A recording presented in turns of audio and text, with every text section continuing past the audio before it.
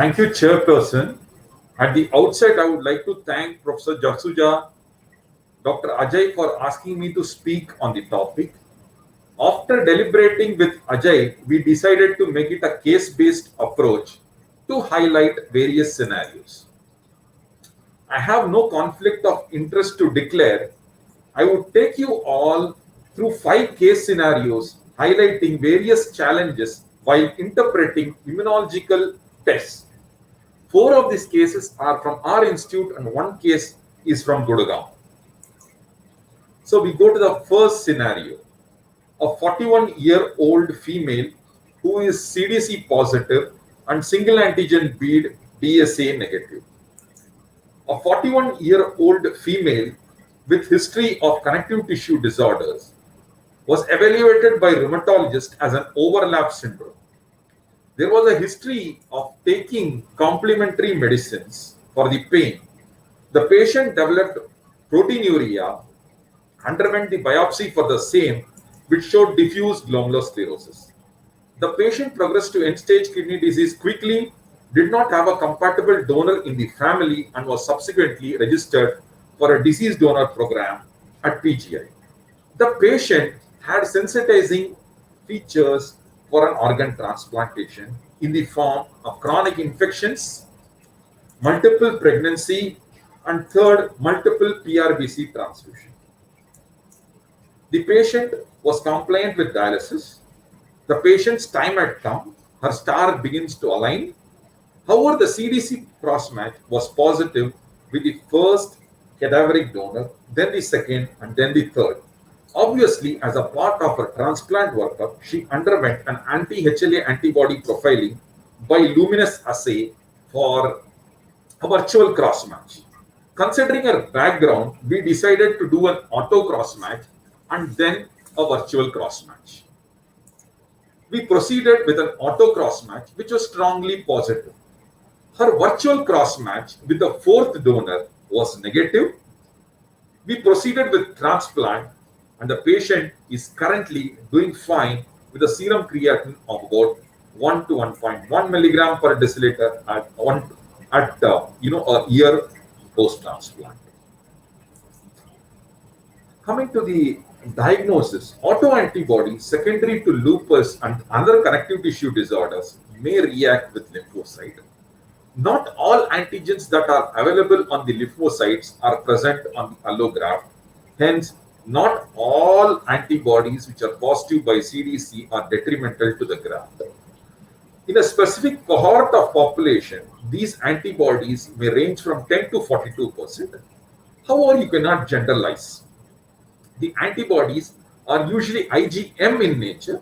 However, they may be IgG occasionally. The IgM may be got rid by a heat, which is not done these days, or by DTT, which is a chemical which breaks the disulfide bond and confirms IgM as the dominant antibody, resulting in an auto cross-match. So the learning lesson from the first case is ESKD patients with history of connective tissue disorders can have autoantibodies. An auto cross-match and a single antigen bead DSA with virtual cross-matching is critical in these scenarios. Second case, a 48-year-old male who is CDC negative but flow positive and DSA positive, who turned CDC positive post desensitization. We had a 48-year-old gentleman who was diagnosed with end-stage kidney disease in Delhi while he was evaluated for his anemia. The patient received 10 units of PRBCs before his diagnosis of renal failure, and the patient was started on dialysis. The patient had a poor vascular access, unresolved uremia, and then decided for transplant. The patient's wife was the first donor, who was HLA incompatible, had a T-cell cross-match which was positive. To cut the long story short, he underwent immunological workup with a swab donor. He had a CDC which was initially negative, but the flow cross-match was positive. And the patient did have a single antigen bead DSA with A24 showing an antibody of about 12,000 plus. We plan to desensitize this patient with rituximab followed by plasma exchange. After the rituximab infusion, patient received alternate day plasma exchange. Post-plex, his antibody dropped from 12,000 to 1,090. There was more than 80-90% drop. As the duration of this complement-dependent cytotoxicity was 15 days plus, our immunologist recommended to repeat the test. The patient's CTC was repeated. However, as shown, it was about 30% positive. The cause was probably related to rituximab, so we proceeded with a transplant as the HLA antibodies had declined significantly from 12,000 to 1,000. The patient is currently 3 years post-transplant, doing fine with a creatinine of 1.6 milligram per deciliter.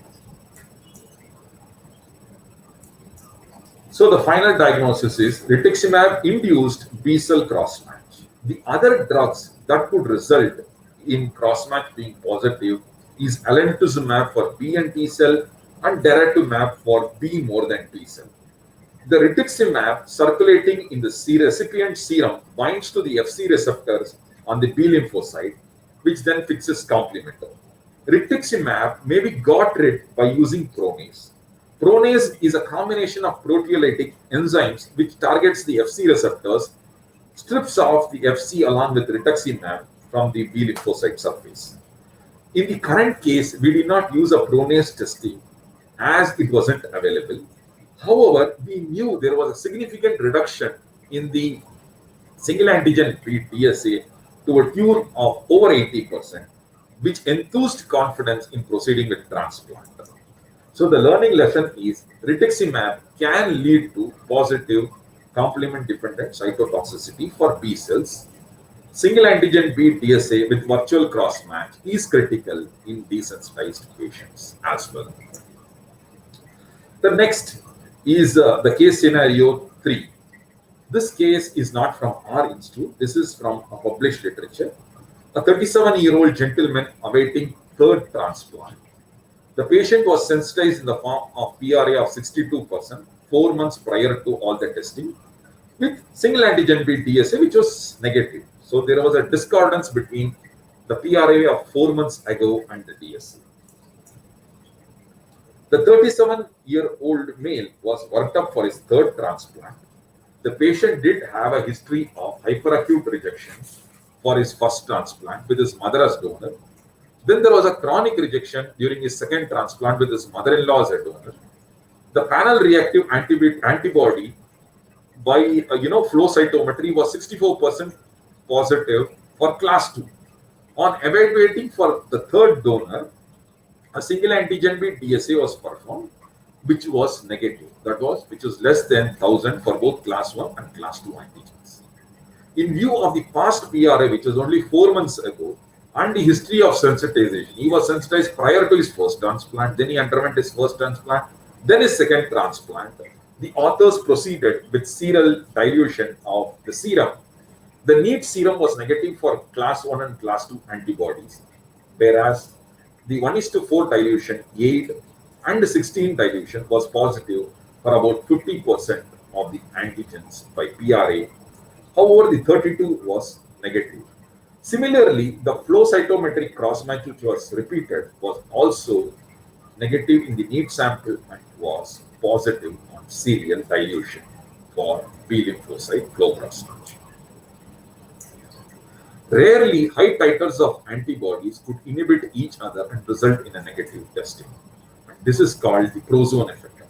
As the index case, the single antigen beat assay as a standard should include serum treatment by serial dilation to correct the prozone effect in case of patients with clear history of sensitization. Because MFI, though semi-quantitative, is often used as a surrogate of antibody strength. In patients who are sensitized and have a historical PRA positivity, a negative single antigen beat DSA or a flow cross match should ring the alarm bells. So the learning lesson is serial dilution can avoid missing antibodies because of prozone phenomena in a sensitized patient. Moving on to case scenario 4, a 61-year-old lady who is sensitized, awaiting a cadaver transplant with a CDC cross match, but there aren't sufficient cells for the cross match. We had a 61-year-old end-stage kidney disease patient who was on dialysis for a long time, registered in our disease donor transplant program with a history of sensitization in the form of 2 successful pregnancies, multiple units of PRBC transfusion. So fortunately, a time had come after reasonable wait, and we initially planned to. We did anti-HLA antibody typing for this patient, and what we found is this patient did have some antibodies. We initially, in the cadaver, decided to take non-sensitized patient for the cadaver transplant. However, the immunopathologist then subsequently provided the HLAs. Henceforth, we decided to take up sensitized patients as well. However, the CDC done was for large number of non-sensitized patients. Hence, we did have a good amount of sample. When we drew a sample during late part at the time of brain death, we realized that the quality of lymphocyte was poor with lot of background. There was a 30% plus background in all in the controls and as well as in the tested sample. However, the virtual cross match of this patient was completely negative, and hence we decided, factoring each one of them, we decided to proceed with transplant in this patient. The patient underwent transplant with ATG induction and hydrocortisone, followed by TAG MMF and oral prednisolone. Currently, the patient is 7 months of transplant, doing fine with a creatinine of 0.7 milligram per deciliter. Patients who are brain dead release a lot of inflammatory mediators and have some sort of cytokine excesses, though you may not call it a storm, resulting in damage to the lymphocytes. Hence, the viability of lymphocyte may not be good during the later part. In the index case, it was decided late to take up HLA sensitized patients for transplant, as it was during the COVID days where a lot of reorganization was done and a delay could be explained. So if we did have a virtual cross match in this sort of scenario, we would have brushed it as a positive cross match and not proceeded with a transplant, denying the patient her genuine right. So the learning lesson is in brain dead patients, lymphocyte quality may be poor. Hence, virtual cross match is critical in a disease donor program. And I would like to stress that its time has come even in India. Going to the last case is a 45-year-old female who had an accelerated acute rejection despite a negative single antigen beat DSA, though the HLA typing was not to the 2 digits. A 45-year-old female with end-stage kidney disease and history of sensitization in the form of pregnancy and 1 unit of PRBC transfusion was planned for kidney transplant with her cousin as the donor. The patient had multiple HLA antibodies to be. However, the virtual cross match, if you see, was the maximum. The B51 was 1,500, which is largely acceptable, and a transplant was done. The patient had brisk diuresis. On day 3, there was a decrease in urine output. Immediately developed anuria. The biopsy done was suggestive of thrombotic microangiopathy, glomerular paralysis, and cortical necrosis. The basic disease of this patient was analgesic nephropathy and not HUS-like illness. This patient was transplanted outside and had come to us in the first 10 days for opinion. On detailing a HLA, we realized that this patient had cross-reacting epitope group antibodies, which resulted in severe antibody-mediated rejection and graft loss. There was a cross-reaction between the B51 of the donor with P5 and B52, to which the patient had strong antibodies, as they share the same public epitope. Each HLA would have a public and a private epitope. So if there is an antibody to a public epitope, the patient could test positive for multiple HLA antigens who overshares the public epitope. The term cross-reactive epitope group is used to describe common group of antigens that share a common public epitope and would be targeted by common HLA antibodies. That is, an anti-HLA antibodies that binds to a public epitope will bind to all the HLA antigens that has the public epitope. So matching of Craig's of HLA antigen was proposed as an alternate to traditional HLA antigen matching, and it was thought to improve the outcome of kidney transplant. So the learning lesson is rarely Craig antibodies may result in falsely lower single antigen beat DSA. The Craig antibodies can be pathogenic, can result in rejection post-transplant. So coming to the final part is the learning lesson. From the case 1, we learned that auto cross-match could be positive in a patients with connective tissue disorders and can explain CDC positive with negative DSA. Case 2, the patient was sensitized, had a CDC which was negative, but post-rituximab developed a B-cell CDC positive. This is because of the rituximab effect.